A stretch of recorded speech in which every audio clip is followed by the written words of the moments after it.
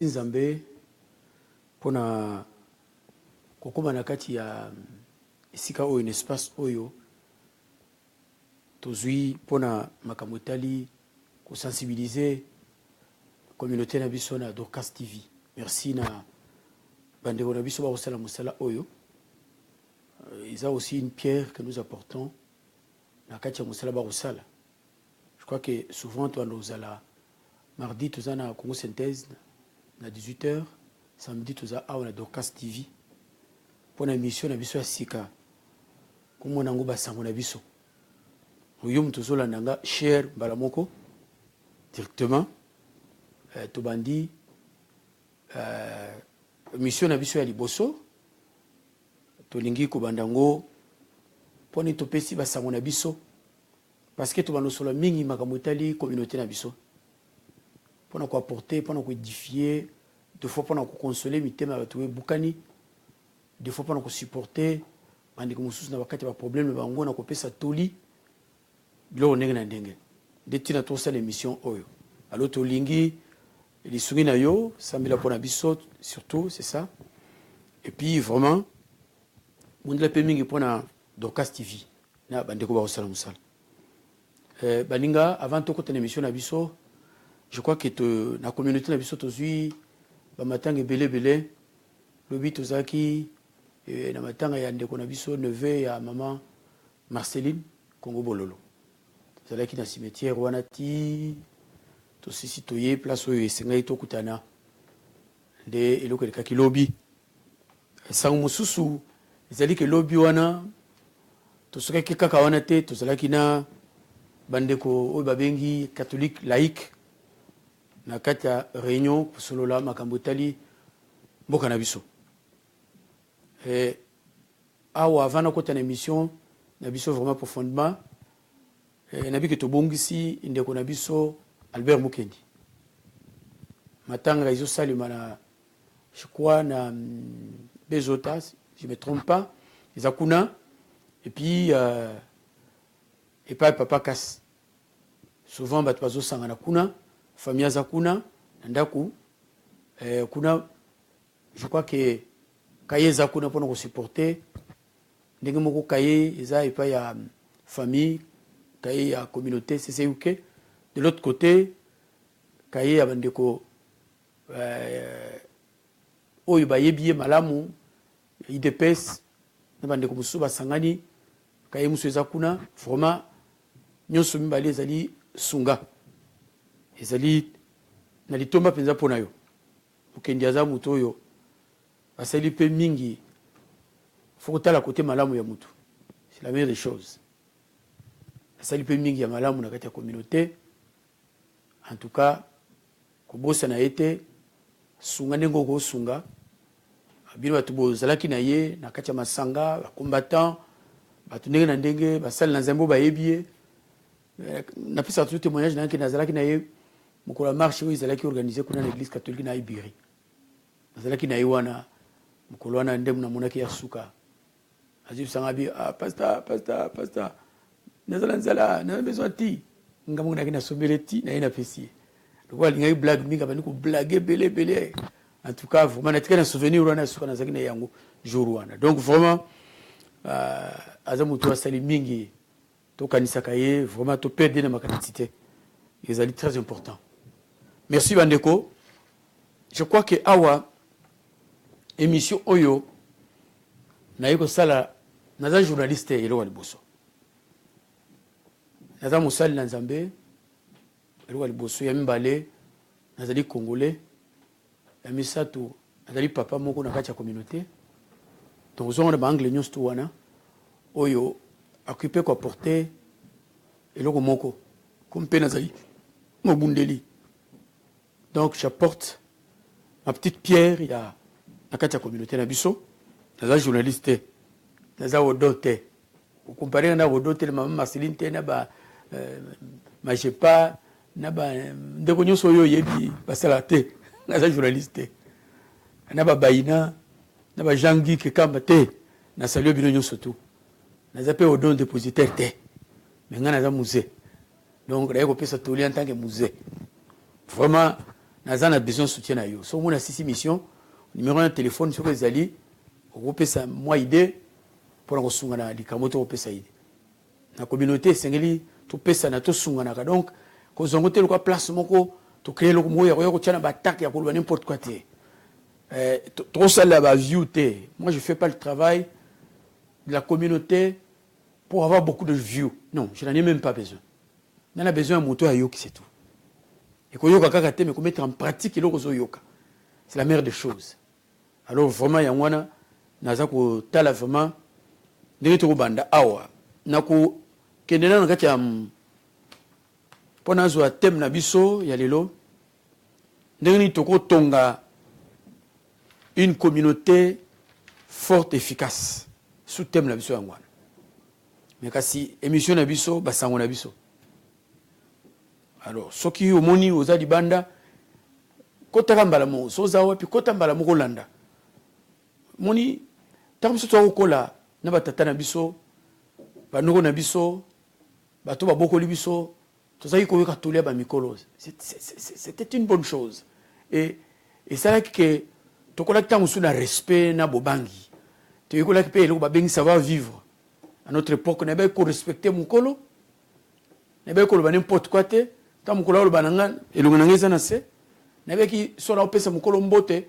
na otande le boko te soit tanding le boko liboso ninga tandi le boko tout ça on a pris ces choses et pas ya ba boti na biso donc c'est une bonne chose aussi na kati ya famille ba parents tout pasaka tana ban na biso na basi na biso pour ko éduquer bana na biso ko éduquer ba tout baza proche na biso pour to tonga une forte communauté to na besoin d'éléments nyonso wana et na kati ya koloba na nga na ko partager un temps d'expérience na nga vécu donc c'est la meilleure des choses kwa sate mandefu na zana na mbanga na pakolite kimukolo na kimukolo na ngana na tolia kopesa yo donc awa to tala mukana na nzambe toujours na muto azana ngo pour kota na émission na biso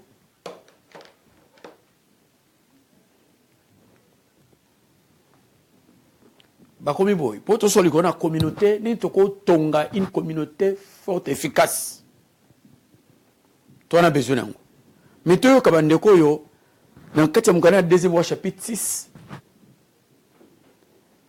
ni ko sunga biso na ko pesa biso toli les membres de la communauté des prophètes durent à Élysée l'endroit où nous nous tenons assis devant toi est trop petit pour nous. Allons jusqu'au Jourdain, nous y prendrons chacun une poutre et nous y ferons un lieu de réunion. Élisée répondit, allez-y. L'un d'eux dit, accepte de venir avec tes serviteurs. Il répondit, je veux venir.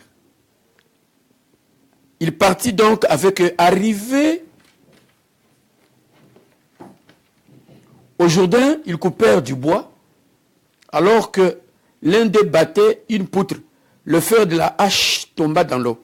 Il s'écria, ah mon Seigneur, je l'avais emprunté. L'homme de Dieu demanda, où est-il tombé? Il montra l'endroit. Alors Élisée coupa un morceau de bois, le jeta dans la même place et fit assainir, surnager le fer. Puis il dit, prends-le. Il tendit la main et le prit. Baninga, tumoni awa, lisolo zanakati ya communauté oyo, nazu yango pona ko illustrer aussi notre communauté. Communauté na biso, ils appellent la communauté nyonsto. Oye yaki na diaspora na libanda, ba ina kati ya mboko oyo. Par contre, tozo mona pendenge ni biso tozo zala par rapport ya ba communauté mususu. Na kati ya mboko to na ba communauté kilikili. Surtout côté on azalia na east, ba communauté ze belle ndenge na ndenge. Forte, efficace. Quand tu regardes, aux hommes le pona ni ka bango bongo biso. Alors, il est très important qu'on ait une communauté pour nous soutenir dans nos besoins, pour nous aider dans tout ce que nous faisons. Sur tout le plan. Communauté ça composée, quand vous êtes à l'étranger, communauté ça composée souvent. Na ba membre oyo, ba outi, na bisika ndenge na ndenge. Deux fois ba ina mboka mopaya. Alors, dans la communauté, on peut trouver tout un peuple représenté là-dessus. On peut trouver sous ingénieur, les moussoukuta, médecin, on peut balakisi, on peut groupe ndenge on peut église na kati ya communauté, on peut société civile, on peut makamundingi ndenge. Pourquoi pas au moins batunion surtout représenté dedans. Alors baninga yango na lopesa exemple abi akiski tuba nangoma batumi baloyo moto na kati na bango mi balé bazane loko na kati na bango, ils doivent aider notre communauté. Supporter notre communauté na boanya na mayelo oyo nzambe na kati na bango. Ce sont des gens qui travaillent vraiment sincèrement, je dois dire ça. Na motema mobimba bazo soutenir biso na ndenge na ndenge. Nzambe ya sunga bino to aider bango po ba ke ni tuzuli boso pasala musala kitoko. Awa bato yu basaki ba membre ya kati ya communauté. Communauté ya ba prophète. Mokomo ba bina Élysée ba bina Élysée mutu nzambe wazala ki mokengeli ya communauté. Babi bisika tozali za muke. Vraiment tozana posa na yo mutu nzambe Élysée. Tolingi tokende na Jourdain. Tokata banzete botan tokoya poto tonga to build communauté na biso. To élargir communauté na biso, to pousser sa communauté na biso, to fandi sa communauté na biso, to faire avancer communauté na biso longwa muke ekoma eloko ya munene. Sikoyo Élysée ici bangabi en tout cas izali kanisi malamu bokende.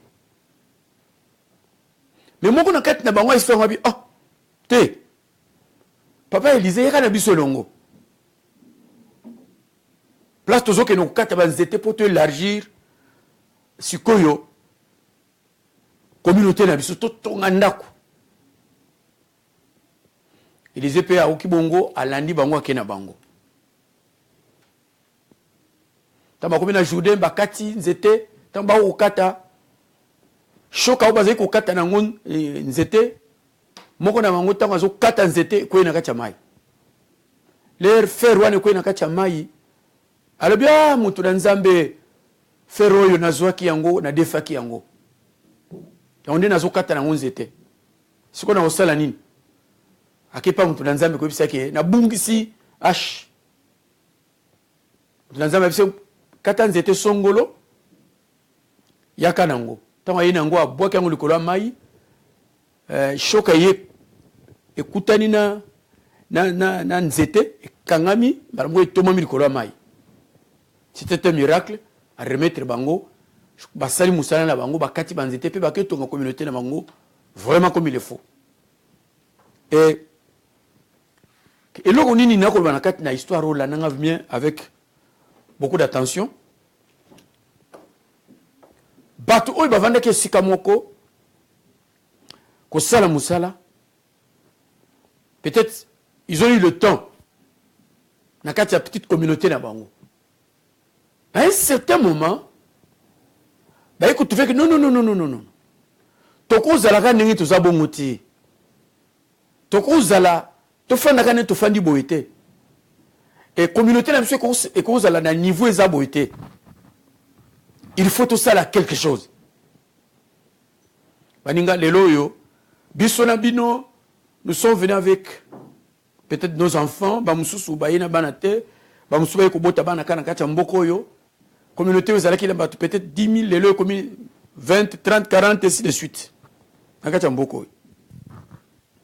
mais il faut te comprendre que tozana etumba tozana molongo ya kokende mbangu ndenge moko bato ya communauté mosusu ndenge bakokende mbangu ndenge bakopusa na liboso mpe ndenge bakosala mosala kati ya communauté na bango. Tu n'es pas là ya kotala ce que tu es maintenant, non. Il faut otala ce que les autres sont en train de faire. Pour te na kati ya pensée na yo, na kati ya makanisi na yo et produire ce que nous appelons esprit ya imagination. Esprit ya créativité. Ce qui est très important. Et ce qui te lingi to tonga communauté na biso, te élargir penser na biso, te élargir ba idée na biso elonga na niveau ezali et comme na niveau mususu. Te bâtir une communauté efficace, une communauté forte na mokili mobiba. Lelo sokotali okomona ke tozana retard on dirait il y a 50 ans. Tozana ba retard na makambo ebele par rapport ya ba communauté mususu tozomona na libanda place tozali. Alors tolongwa d'un cardinal alba qui tolongwa na kati ya médiocrité wana. Ayi se peut que médiocrité pe landi biso tina libanda. Il se peut que médiocrité landi biso pe tamusu na kati ya ba famille na biso. Il se peut que médiocrité landi biso na makambo kili. Ce que nous devons faire, c'est quoi? Savoir cet esprit d'imagination, un esprit de créativité, un esprit où tu dois réfléchir, un esprit qui doit t'amener, il y a qu'à façonner ce que tu veux faire.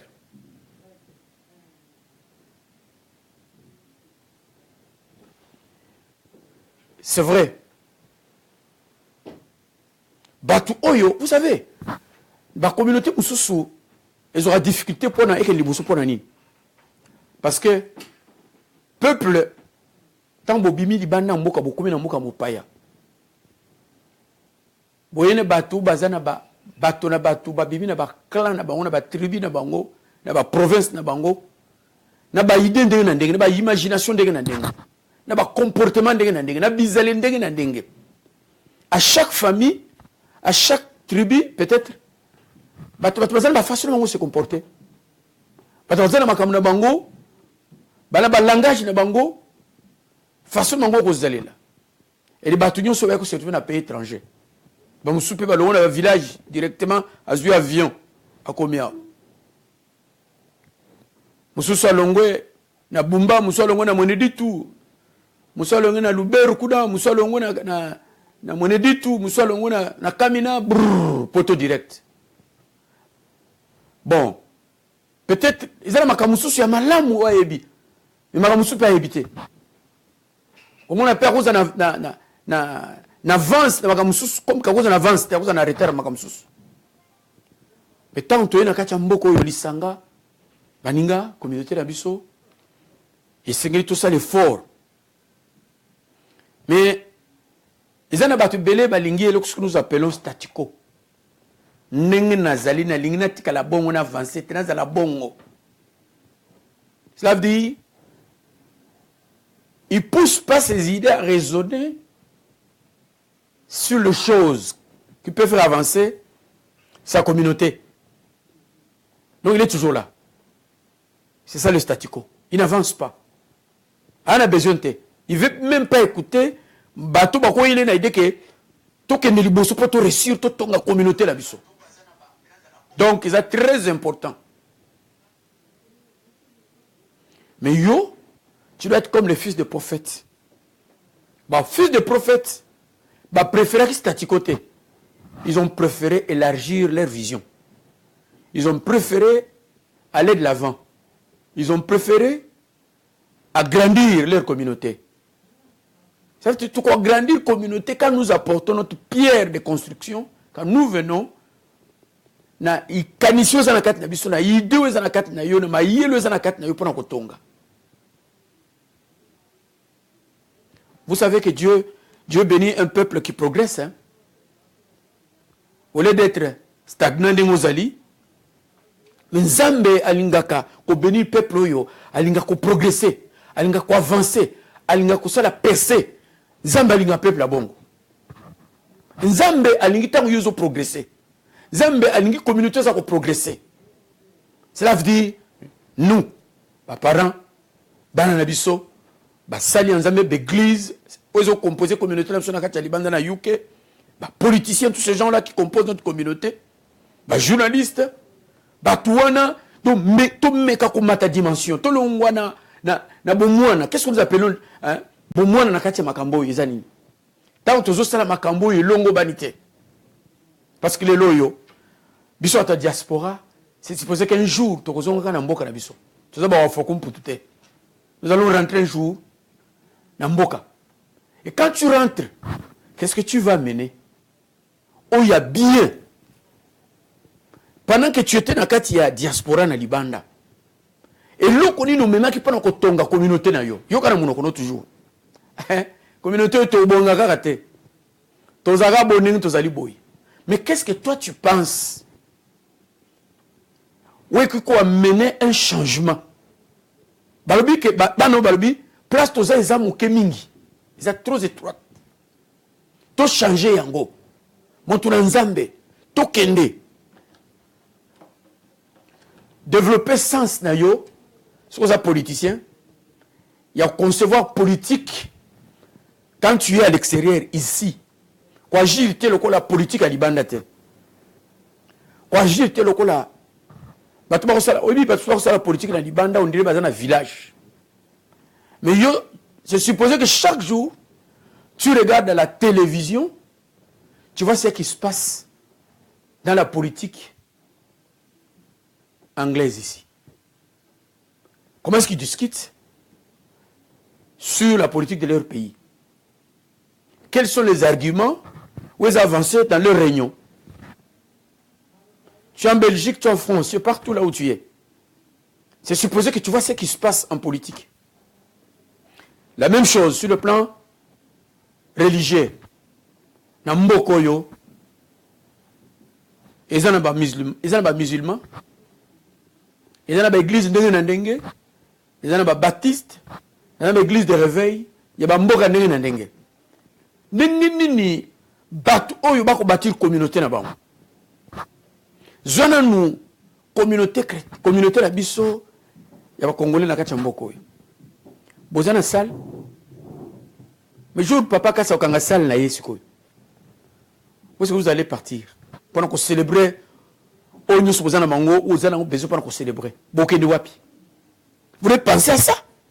Donc dans ces pays où nous sommes, tout ça, battu baza très intelligent. Vous allez confondre qu'on ça le projet à kili. Mais battu on bazo qu'on ça la parce que pourquoi? Bazo confiance il y a peuple té. Et ba musu bazo confiance ba bisé yango. O baninga. Ma fils de prophète pour comme stable sur tant d'histoire na bango ko monake tout au début là bazaki batumoko ya ba trouble fait oko ba mitu le moment na début na po ba comme stable comme na niveau yo bazaki na désordre tant histoire na bango bien ne bazo tuna Élysée est-ce que tata na yo matalelo c'est comme si bazo tuer bazo c'est que non biso ne te bio yebi rien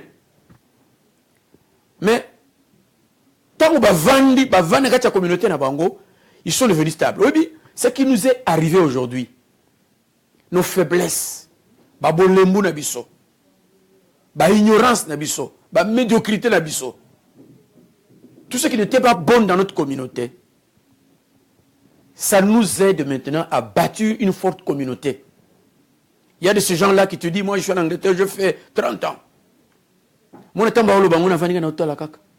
Moi, j'ai fait 29 ans. Moi, je suis arrivé quand j'avais 20 ans. Mais maintenant que tu as fait 30 ans, qu'est-ce que tu as amené dans ta communauté maintenant? Et qu'est-ce que tu fais pour ta communauté? Parce que tu as fait 20 ans, tu as fait 30 ans ici, qu'est-ce que tu as amené dans ta communauté? Quelles sont les valeurs culturelles que tu as amenées dans ta communauté? Les musiciens, nous en avons ici. On a bien musiciens église. Les musiciens, ils sont ici. Ils sont activistes d'une autre façon. Baïsundu, qui sont passés par la France et les autres sont passés par la Belgique. Pendant la souffrance de leur peuple, ils ont fait des chansons. Baïmi banze mokili kili. Mokonza ba jamaïcain wakufa. Wazaï koyemba. Asala banze monenge na ndenge. Mais bino batuboza na communauté, vous voyez toutes ces choses-là. Qu'est-ce que nous faisons pour nous soutenir, pour bâtir une communauté forte qui peut agir, qui peut aider même son pays d'origine. Moi, je suis diplômé en économie, hein, je fais l'économie ici en Angleterre. Mais aujourd'hui, nous avons un projet, tu amènes des idées pour vous allez trouver les gens, Bassali, ce que nous appelons la petite banque, comme notre frère. Alors, tous ces gens-là, ils ont fait, mais peut-être que je soutiens. Et puis si mon boulot est la communauté, notre mission, le tour de la communauté, je ne dis pas mais la communauté. Nous, quelle est la pierre de construction que tu as menée pour bâtir notre communauté congolaise en Belgique, en France, au Canada, partout où vous êtes, au Japon. Qu'est-ce que nous allons trouver? Au Kutakaka, tu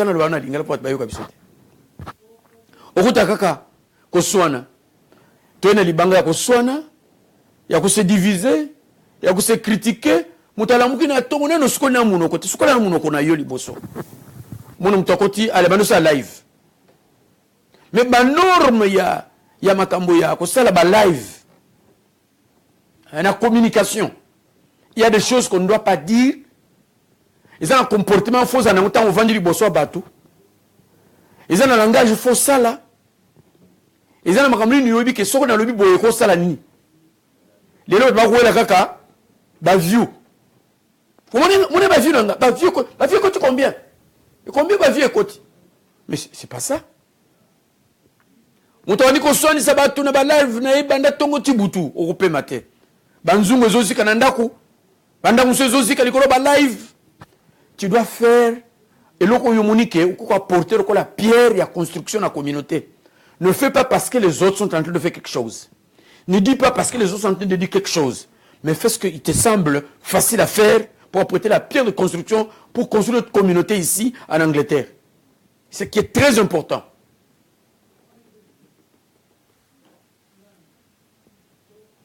Ici, au moment le début du deuxième roi, au moment que Bazaki dispersé. Connaissance au Bazaki Nango, il y a Boyebi, et c'est là que Bazala Lissangana Élysée. Bien que Bazaki dispersé tout au début là, n'a pas bizarre na bango. Mais tu vois que plus tard, la connaissance au Bazaki Nango, et ça dit que Bakangamana Élysée.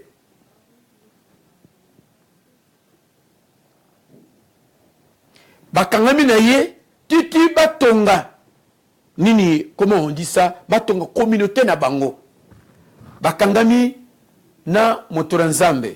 Aujourd'hui, nous nous posons la question aujourd'hui. Ici, je parle de l'unité. Awa, tokiko bâtir jamais une communauté efficace et forte si nous ne sommes pas unis. La première des choses, pour la unité, la makasi, il faut vraiment oser un esprit et imagination. Pour comprendre que je possède quelque chose, il faut déployer ce que pour la communauté. Il faut comprendre que aux âmes paya, je me suis dit et aux âmes kachamboko vous allez en même temps aussi. Qu'est-ce que je dois faire pour que la communauté soit solide? Je disais que c'est un esprit imaginatif. Un esprit de créativité. Et souvent, tu as un esprit à imagination, tu as une créativité. Ce sont eux qui créent des problèmes dans la communauté. Pendant na oisivité mingi na kat na yo. Ozo sale le mokote, tu es devenu oisif. Tu ne sais pas ce que tu fais. Tu ne sais pas qu'en toi il y a quelque chose. Parce qu'on découvre le logo na kat na yote, on sale makambo eza bozoba. On peut transmettre quelque chose qui n'est pas à sa place. Parce que au yebi valeur na yote, au yebi ce que tu possèdes t'es. Interroge-toi. Philosophe m'a dit, connais-toi toi-même. Connais-toi toi-même. Quand tu es yébité, Osani, très important, même chez les mamans, bon, tu ne pas conduire bino. Et pesi mobulu, communauté koti mobulu mingi. Baninga, nyoso yeza passe. Talabatu oyo, ils reconnaissent que les liens très étroites. Moni banango, va reconnaître que, parce que ceux qui ont une connaissance, ont une idée, espère imagination, on comprend que la communauté n'a pas un niveau trop bas. On trouve normal. Nakati ambiance moko, nakati musique moko boy, tout ça do, biloko ndingo na karesi, bongo na bongo loyenge. Mais moto oyo azana connaissance sur la vie humaine. Quelqu'un qui raisonne, qui se dit mais où suis-je? Qu'est-ce que je fais? Azotala. Il a la tomber à Kinshasa bazola que sa poubelle ville Mobimba. Et je me suis posé la question de savoir qu'est-ce que nous disons en politique. La politique, c'est la gestion de la cité. C'est ça. Définition, mon conseil la politique, gestion de la cité. Ce qu'on a mis toutes les questions. Ni bateau, un politicien. On va diriger un département. On va gouverneur, on va ministre. On va conseiller, on va en tête, président, on va tout ce que vous connaissez. On va entourer la poubelle. Tu vois le niveau? Pour dire que, la politique non pas pour aider le pays, mais pour la bango. La politique, pour la pays na niveau ezali ko mettre au niveau te. Et pour la posa ya bato bazana kati ya mboka te. C'est ainsi que bazana temps ko la salité wana te. Et il y a ce que ça que bami yebité pourquoi ils sont venus dans la politique? Et pourquoi ils font la politique? Et c'est quoi la politique? Politique c'est ko bomba bato na minduki te. Pan. Politique c'est dictature te. Politique, c'est la gestion. C'est ça la politique. Savoir gérer ton peuple. Savoir guider ton peuple. Savoir nourrir ton peuple. C'est ça la politique. Mais la politique est bonne. Si celui qui fait la politique est bon. Vous comprenez? La politique est bonne si celui qui fait la politique a le savoir-faire de la politique. Mais si tu ne l'as pas, tu ne feras rien. Ndenge moko lelo na communauté na biso. Bango ba mone ba poubelle poli. Mais tout autour de toi ici l'Angleterre, qu'est-ce que toi tu vois dans ta communauté? Et puis lelo oyo, nous vivons un temps difficile de l'histoire du peuple congolais. C'est toutes les communautés réunies dans le monde qui nous regardent, qui nous suivent très bien, qui regardent ce que nous faisons. Mais ces gens ici, mais ils ne regardent pas leur pays. Ils font de bruit par-ci par-là, Kokangara Banzela, Zamba Zamba, Zamba Zamba, Zamba Zamba, c'est bien Zamba. En dehors de Zamba Zamba, qu'est-ce que vous pensez faire? Qu'est-ce que vous pensez faire? Alors Badinga, je nous conseille. Dans le Yomoni, n'a pas coulé mandé Funangate. Il y a tout le temps, il y a Kinshasa en 2000. On a une période de mandé Fouya Pembe, on a habité sur les Alagbies, les Alagbies. Nous sommes dans la télévision et pas sur Nika Fouta. Ben a pona koloba. Nazo batuni. Il y a aucune question sur tout nanga. Tout na papa on a pas coulé mandé Fouya Yakopakola. Il y a un niveau à battre. Est-ce que mandé Fouzo là que ça maël? Est-ce que mandé Fouzo là que ça puissant? Est-ce que mandef faisait l'accès sagesse moko? Parce que moi, par exemple, mandef pas raisonner, hein. Bazo mona mokezo kende, bazo teka mboka, bazo ki pena, malgré bazal mandef apem. Vous comprenez? Tel un niveau est battu à raisonnement. Mandef faut les andegni. Non. Bango, ils reconnaissent que le lieu est trop petit. Nalbaki, connais-toi toi-même. Congolais de l'extérieur, le Congolais de la diaspora. Tu comprendre. Deux fois, tu es dans Libanda, comme si tu es dans la carte de 100 Zambes. Parce que vous êtes dans le Congo, peut-être que vous êtes dans peut-être que vous êtes dans la classe autant à l'université, les lotés. Peut-être que vous êtes dans la maille l'été. Moni, les boumous et l'été, ils ont la baille d'été. Les lois na poto, c'est une grâce. On Nzamba salio. Tant qu'on a poto, c'est ce reconnais quand même ce que tu dois faire. Tout d'abord, la communauté na yo. La communauté, ça composé de l'église. Entre parenthèses, les églises. Nous qui composons communauté na kachamboko yo. L'église a commis et le Rochola. Vous savez, dans cette église, nous avons aussi des hommes très puissants. Dans cette église, nous avons des hommes aussi très intelligents. Au bas le cola, Eli. Mais le cola batbalingaka, où est frappe à Kanamis, où est à danger? Moutsoua cause la makasi mayele, dans cette communauté, Moussali Nzambe. Maintenant, il faut qu'il paye. Il faut qu'il il faut parler de lui. Il faut s'approcher Pembe Naï. C'est aussi des faux et à peuple congolais. Ils aiment toujours regarder ce qui frappe aux yeux. Mais nous sommes dans une petite église où il y a 3 personnes, mais qui craignent Dieu, qui marchent avec Dieu. Dans l'église, il y a des exemples à pécher. Mais en roi, dans Matthieu 5, 13, la Bible nous dit ceci: tu es le seul, la terre, la lumière du monde. Une ville située au-dessus de la montagne. Donc, l'église locale à Mungwa. Sanguna biso na ke naona lingara po manga mususu fweza la biso moka tozoyoka. Ba pese exemple Mungwa. Jésus est très intelligent. Mungwa bazaki ko tia ngona kati ya biloko à l'époque frigo ezalaki te. Tamba lobi bambisi. Ba tia Mungwa na kati na bo makai esali ba makabu pone polate. Ezaki pona ko poleya te. Jésus a pese exemple abi église, vous êtes le seul de la terre.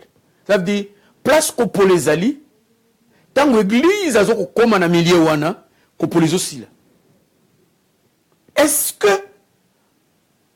ezali façon ba ko mona biso église, biso bana na Nzambe, basali ya Nzambe, lokola Mungwa na kati ya communauté na biso. Ba zo kota biso na kati ya ba désordre, ta mususu.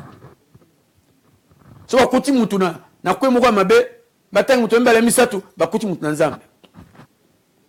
Si vous avez des désordres, vous avez des Nzambe chrétien qui est dans l'église. Dimanche, la Bible n'a pas dit que nous sommes et bien si le coup ya Nzambe. Et puis si vous avez thème à l'Ibang, vous avez fâché, vous avez dit Nzambe, ce n'est pas parce que la Bible est ma non. C'est parce que nous qui tenons les maloba Nzambe na maboko na biso, to saleli makambo e komamité. Bible est comme opium du peuple. Bible est comme Koboma Batou, Bible est comme Kolongona Batou, comme chrétiens patriotes, va soutenir la nation na bango. Or, en soi, na katia Bible, besoin nyonso mo ki les anango baninga, ils ont katia Bible. Toli nyonso ya ko diriger nango ba nation, ya na katia Bible. Les autres sont fâchés. Mutama, soko mano bel kamaza, tika biso bien, tika biso kuna. Quand tu regardes bien, est-ce que ça faute naïe? Mais binu pe bato bozo fâché. Ils ont prévu dans la Bible que Nicolas Souka basali Nzambe ya lokuta bakobima. Ba docteur bakobima, ba faux prophète bakobima. Ba secte ko salima. Bible za mukanda moko solo. Ko buka ngote ko boya ngote na ko peso conseil. Makambo yo nazolo ba ya Bible bike basali ya lokuta bakobima, faux prophète bakobima. Yebisa ngai. Ozaki na 1 an. Ngai na ko yebiso par exemple etinga. Ça fait 40 ans na côté la Bible. 40 ans. On a koloma kama Nzambe. Na kutaki yango. papa oyo yanga azaki pasteur ya mission ya presbytérienne ya mission. Vous comprenez? Nakutaki Bible oyo. Batata na biso bakutaki yango. Sikoyo na génération na bino na tana bino makambongo et banisiko ko salema siko en vrac ne balwa na lingala. Tu me diras que Bible est aussi? Non, tu deviens fou, mon ami. Et zande bateau basimba ka Bible. Baseli Bible te. Okangi bango ba komela ba bière na ba boîte. Okangi bango na ba kaneta minene. Na kata ba koka ba che ba bière okangi bango.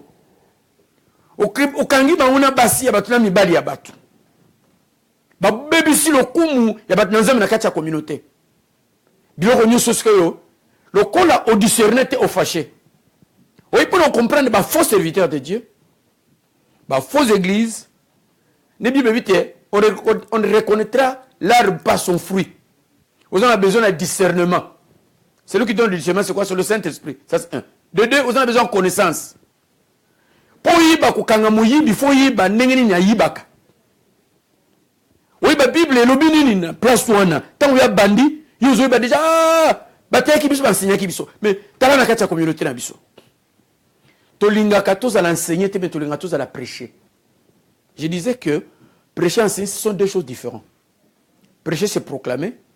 Enseigner, c'est expliquer. So biso so église baza ko enseigner ou la baza prêcher. Na na kayu na kene kayu. Ce ko zo boye bindingi nini pozwa discernement okanga batata pasteur ya lokoti ya muyibi oyo bakotela biso na makambo nzambe. Oyo ba yoka kate bakomi na niveau moko bazo yoka te. Bakomi na niveau moko ozotala oyo kindoki bien ni. Tala. Tika ko boma communauté. Tu n'étais pas appelé à devenir pasteur. Il faut des vocations na kat na yo. Il faut des appels ya nzambe na kat na yo. Voilà pourquoi tu as détruit la communauté en tant qu'église au lieu même ma pierre na yo ya construction. Pour être communautaire, c'est la strong et l'efficace. Vous voyez que ça va prophétie à l'okuta. Vous voyez que ça va camboyer dans zélate. Vous voyez le désordre. Des choses comme ça. Sikoyo. Or, église, à espace moko ya munene. Tomoni awa. Les hommes de Dieu, ba nation na bango na kati ya ba crise ndenge na ndenge. Si vous avez une crise nord-américaine et les États-Unis d'Amérique, tant que vous réclamez le droit de vote dans Montgomery, dans les États-Unis d'Amérique. Lorsqu'ils sont arrivés, na côté wana. Na l'époque, il y a King, il y a Martin Luther King. Avant Babi Manalibanda, Bakena, ils ont une marche, vous faites ça 87 km, il ne faut pas marcher.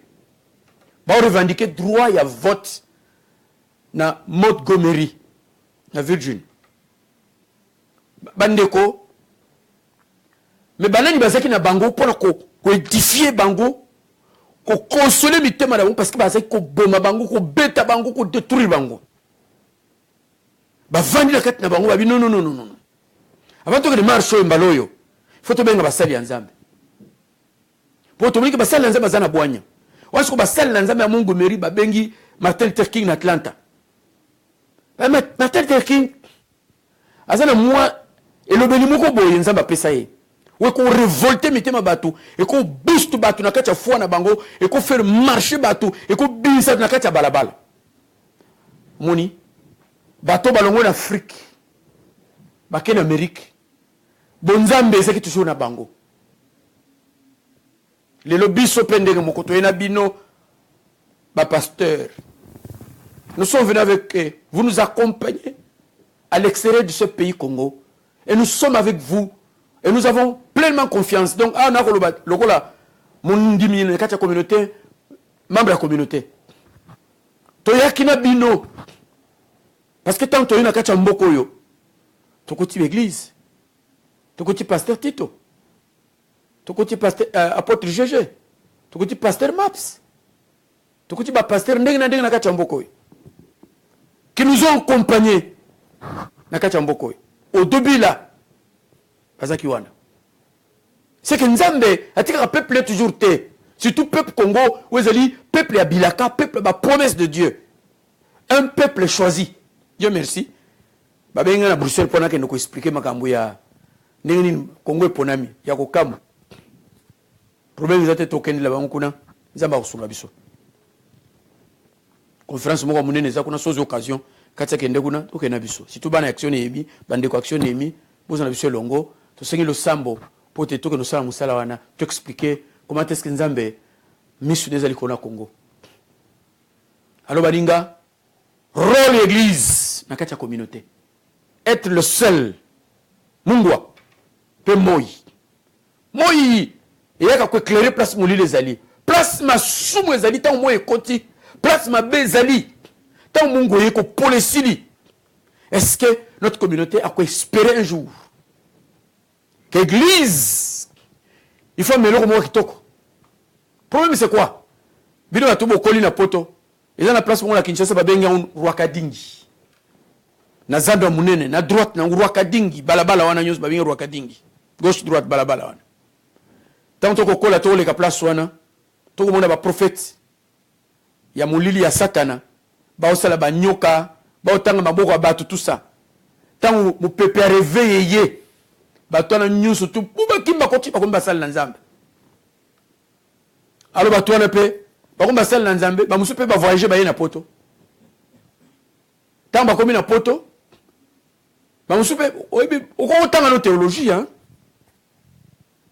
Mais au fond tu n'as pas reçu l'appel de Dieu. Et appel, ils ont précédé la théologie na yo. Au benga mayanzambe, ils ont précédé la théologie na yo. Théologie est ça qui toko mingi. Pour structurer musala na Nzambe. Pour organiser musala na Nzambe. Pour une histoire de l'église. Où il y a une histoire de la Bible. Très important. Et ça nous a aidé nous autres. C'est très important. Alors maintenant, mais quand ça la théologie sans bon Nzambe, sans appel à Nzambe, et comme science, c'est tout. Et ça n'a vité. Vous avez l'obébélé, mais au moment où on a yoté, verset kili. 1500 versets par minute expliqués avec profondeur. Mais, mon temps, j'expliquais, Azana Koufakat Naï. On donne que c'est qu'on a, ou qu'on peut se l'en soutenir. Alors, bien, on a l'okuta, il y a la salle en Nzambe. Botika mambo salana. Vous comprenez? Bino bandini, boko kima mbango so boki kuna oh! Babeti chemise kuna mutu ala nase. Banda la laki, ala muki akene église muso a changé campagne de campagne. Donc botika biloko yo. Bino moko nde bo pesi communauté chrétienne valeur, bo pesi bango makasi bato lokuta wana. Bako longo na ba division kotoyo. Bakaboni koto ba changer ba ke kotoyo. Bala moko ka bat palandi. Mais besoin que ça va pasteur ou ba yoka na ba se diviser. Hein? Oui, ça biso bandimi to kolanda mutu moko te. So bo yoka ni te biso kende te fu bo yoka. Ti ba yoka. Momona mutu su ba yambi na kati église aye, pasteur ayambi. Loko moninga musala na Nzambe na mi église na. Nzoka zo tambola na se. So zo ka ba faute moninga ne pasteur asala. Tant pasteur moninga osala erreur. Balamuka isibandimi 5 6 boye pana na tozana prière to bana prière intercession kuna zo laisse bango biloko bololo pour pas se révolter contre moninga des serviteurs de Dieu et boye ke abani déjà OK boki ngana senga kambo bo moninga na sala kabo ya na sala kate depuis na kate l'église na bino bo moninga na zate ba te belé ba souffrir bino boyebi ba souffrance ba pasteur te bino ba toyo bozo kende sima ba to ba sala rébellion na kate l'église bino presse makasi. Depuis en Angleterre, l'église boni yom totalanga. L'église boni otambolite. Vous comprenez? Nous souana kaka place au changement ndaza bien. Okunate. Soko landi okutani. Alors baninga église place auto de se voir qui communauté to aider. A to moni bano ba kimeli mutu na Nzambe. Ba bitu totonga. Mais to lingi lisuni na yo zala na biso. Est-ce que pendant les difficultés de la communauté, pendant les souffrances du peuple, est-ce que le peuple a recourir à l'église? est-ce que l'église a comprendre que les ambassades ya izuma sena kati ya mukili a tozana ambassade ya Congo manona batipa babezwa visa bakeni Congo bakeni ambassade bakangi yango porte kwe kadena kwe lobi bakeki kuna mbango gezwa visa mais bokangi yango kadena lobi boluka ne bo changer makambo vous comprenez bokanga kadena te pour nous sepelisa bato mais bokanga kadena si oyo bozo ça les alliés vrais alors awa bakeni ambassade bazui donc malgré tout ce que nous pouvons faire ambassade eza malgré tout ce que nous pouvons faire na kati ya diaspora l'église azawana pour encore porter sa pierre et construction na kati ya diaspora très important. Ils veulent élargir élargir domaine et occupation na bango. Tu élargir communauté na biso sur tous les plans. Sur le plan spirituel, sur le plan moral, sur le plan économie, sur le plan stabilité, sur le plan moral. Lelo moral na katia communauté na biso ezana niveau trop bas. Respect. Ya bane pa ya batata ezate. Respect pa ya batata pa bane ezate. Qu'est-ce qu'il faut dire? Qu'est-ce qu'il ne faut pas dire? Comportement, le comportement, autocause en ango, et pas nabiso. Biso na makamususu, oyo na maboka na biso to wuti, toki ko lobangote, toki ko sala ngote. Ezana ba façon mususu bilamba mususu toki ko lata comme toki ko lata ngote. Mais lelo ko mona na kati ba communauté, bilateli ya bilamba, ça dépasse l'entendement. Et détruire bana na biso, tant mwana za ko tala maman za ko lata boye, c'est fini. L'enfant adopte.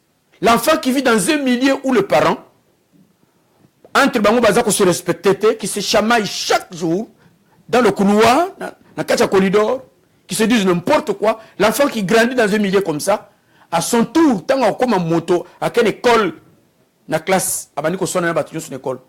Au cas professeur a bien téléphone. Yaka to benyo école maman. Moi on a un trouble.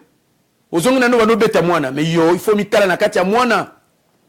Tala image nous la katia mwana. Qu'est-ce que nous apportons à notre communauté?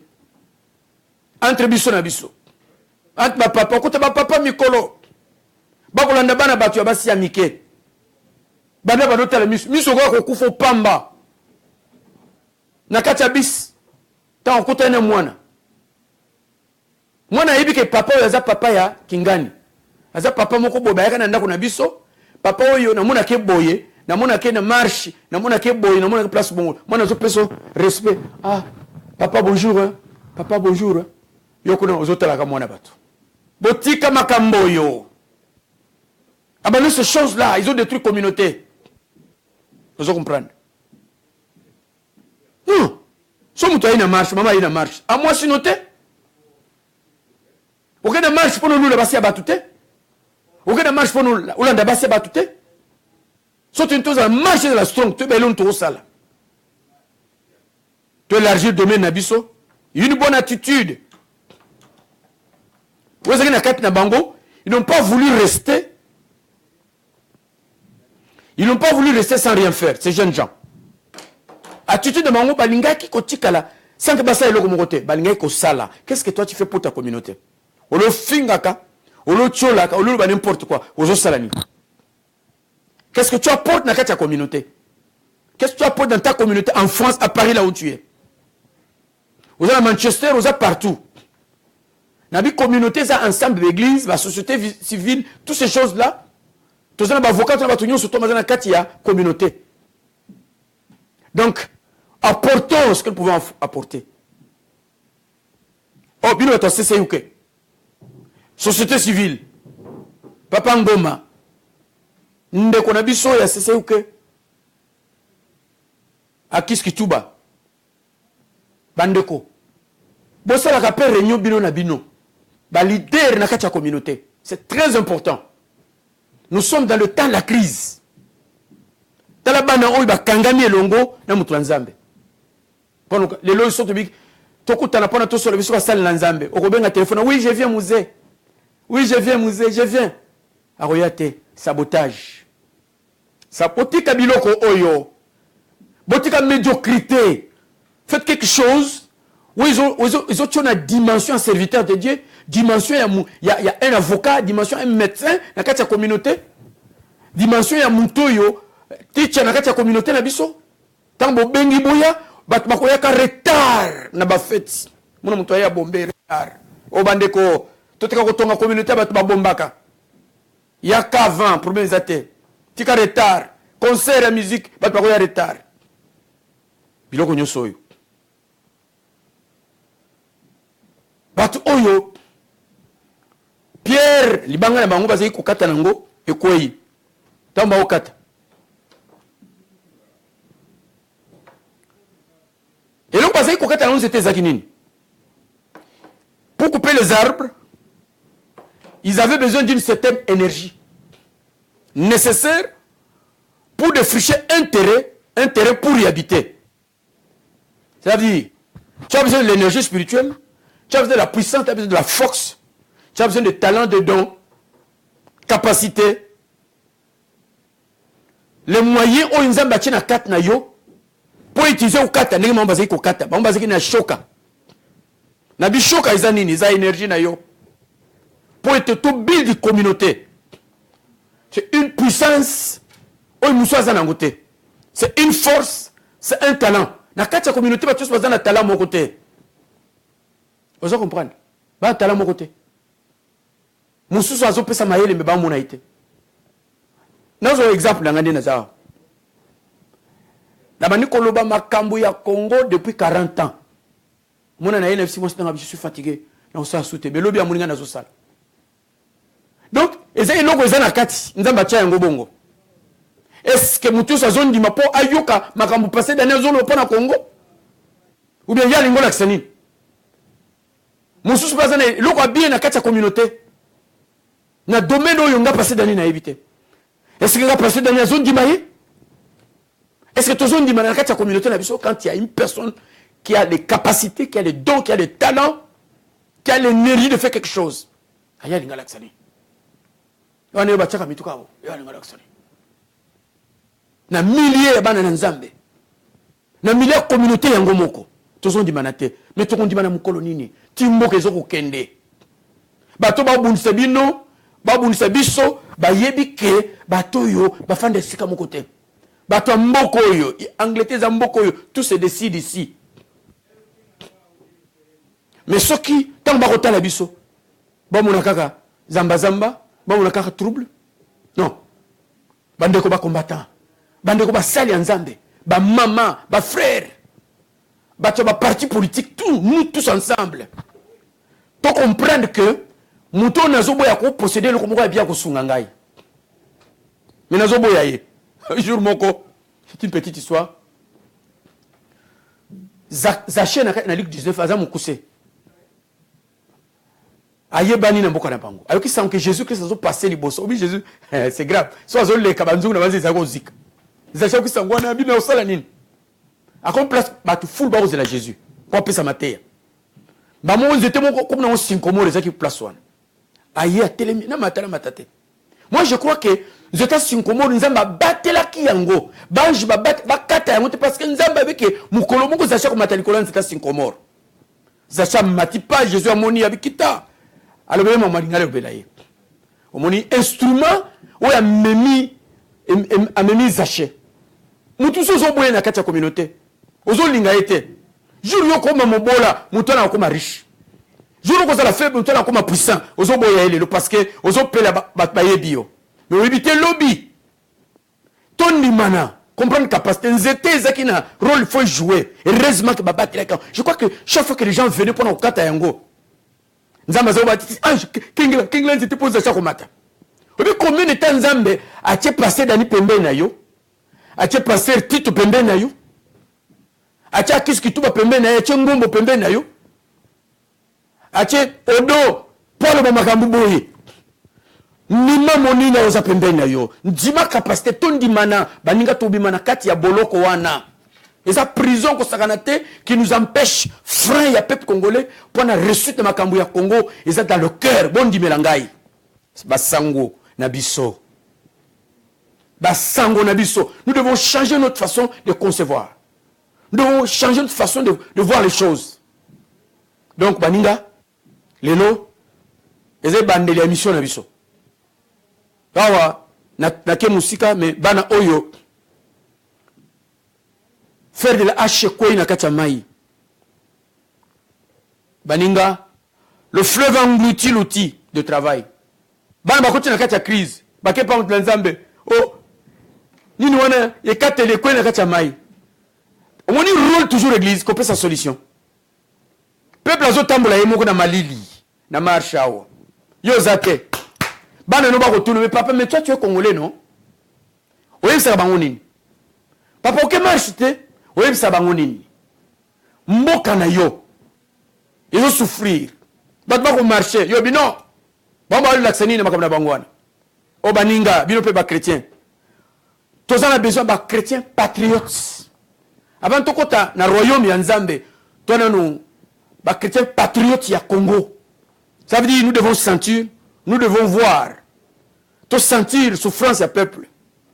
Parce que tout ça ba arme oyo ba politicien bazana ngote ba arme oyo batamukiri bazana ngote mukana Corinthiens lobiango ba arme tout ko utiliser eza ba arme charnalité du bundeli ya grave oyo église azana ngo si l'église et kokai ko sangana banda na Congo te la diaspora na ebisibino solution Congo lingaki ya Nzamba zazo bate pa na des chroniques 7:14 si mon peuple sur qui est invoqué mon nom prie simili cherche ma face je guérir son pays Nzambe azo bate azan Nzambe ya solo si toi tu le crois pas moi je crois le baninga soki biso bimana ghetto ya refus de l'autre bimana ghetto ya boye ko ndima moninga bimana ghetto ya boye ko accepter makambo oyo Nzamba ko za déposer na kati ya mutu pour na changement ya mboka Congo mutu tout azan élément na kati na ye okoboya nonga lelo mais mutu aza pembeni nanga omoni zaché destiné à zaché ezekele maboko ya nzete wana Sycomore mutu zo rejeté akoza na destiné na yo ya lobby na maboko na ye lelo zo chola yo zo boya zo bete kara zala lokola Jonathan na ko lobela chapitre wana sima amona ki loin na kata David amona ki loin basango na mboka na biso basango na biso. Merci beaucoup bandeko. Nzambe a bénir moko na moko alandi biso na poko alelo tous na Dorcas TV. Vraiment que Dieu vous bénisse hein? Que Dieu vous fasse du bien. Tokomona naka chaque samedi na 19h heure na biso pour na émission na biso basango na biso. Kola pambola mutu nyonso to azotala biso à l'étranger na communauté na biso nyonso mokili mobimba que Dieu vous bénisse place dans ba Japon ba Canada partout place bozali bototonga communauté moko zali efficace et strong. Merci que Dieu vous bénisse. Bon on a kena na langue ya lingala mingi parce que ba makamsu photo ba on a lingala po ezala bongo. Merci que Dieu vous bénisse.